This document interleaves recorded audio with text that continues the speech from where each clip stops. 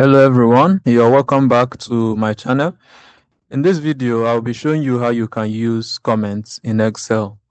So this tool is useful when you want to annotate a cell and leave a comment for someone.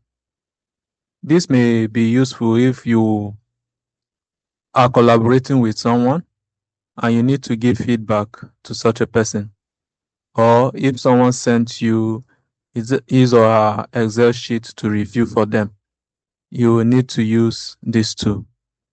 So let's get started. So to do this, we have numbers are filled here, and the thing is that I do not want to have decimals here, okay? And here, I do not also want to have decimals. I want to have percentages.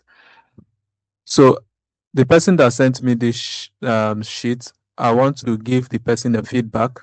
So I will just come under here, click on it, and then come to review. Then where I have this new comment, under comment, I click on it and then type I need whole number.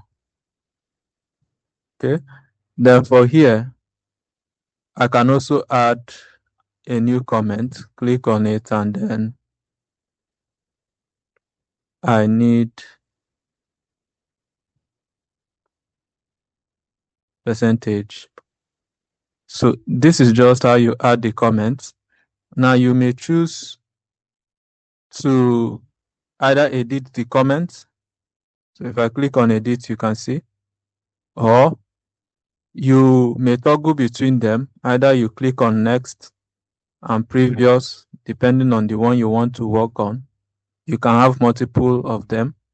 You can decide to show all or remove all.